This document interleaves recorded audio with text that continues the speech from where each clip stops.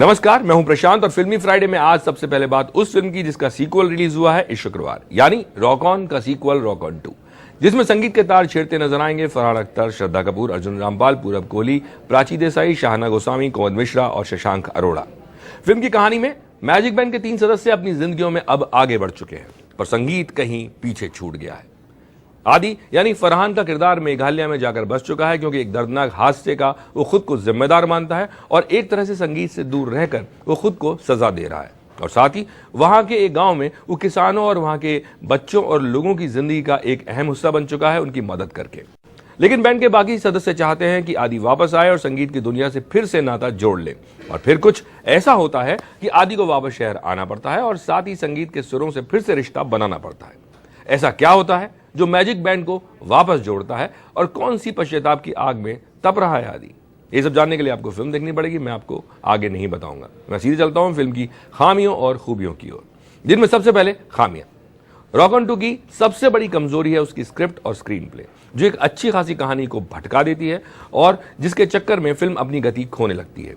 Film कई जगह दिशाहीन हो जाती है, दिशाहीन नजर आती है। ये बिल्कुल उस सब्जी की तरह है जिसे बनाने के लिए सारी जरूरी चीजें हैं, पर किसे कब, कितना, कहां और कैसे डालना चाहिए ये बहुत अहम होता है, क्योंकि वही स्वाद निर्धारित करता है।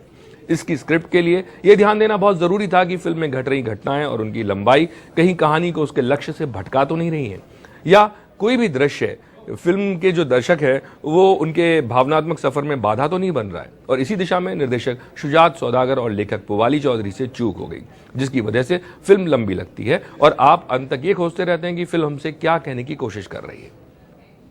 तो ये थी फिल्म की खामियां, और अब बात करते हैं खूबियों की। तो जैसा मैंने कहा, फिल्म की कहानी का जो आइडिया है वो मुझे अच्छा लगा। साथ ही संगीत की दुनिया को लेकर किस तरह की सोच आज के युवाओं में है या उस पीढ़ी में है जो हिंदुस्तानी क्लासिकल संगीत पर पली बड़ी है। हमारे जमाने का संगीत, तुम्हारे जमाने का संगीत, या फिर मीठा और ठहराव वाला संगीत और शोर वाला संगीत, अक्सर ये तुलनाएं हमें सुनने में आती हैं और इन ख्यालों में हमेशा जंग रही है, जिसे बड़ी खूबसूरती से पर्दे पर उतारा है और ये क्लीशे नहीं लगता। संगीत की दुनिया के बाजार पर भी फिल्म में बेहतरीन तंज है और साथ ही ये फिल्म कई जगह आपके दिल को छूती है। फिल्म के गाने की अगर मैं बात करूं तो ये रॉक ऑन की तरह तो हिट नहीं है, हाँ, लेकिन ये जरूर है कि ये गाने पहली बार सुनने में इतने अच्छे नहीं लगते, लेकिन धीरे धीरे आपको अपनी गिरफ्त में लेते हैं और फिल्म में ये और भी बड़े लगते हैं।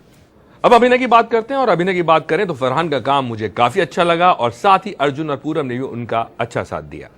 काम श्रद्धा का भी अच्छा है, बस एक सीन में श्रद्धा लड़खड़ा गई जब वो कॉन्सर्ट के दौरान अपने पिता से बात करती हैं। जो उनका डायलॉग डिलीवरी का ग्राफ था वो मुझे थोड़ा खटका।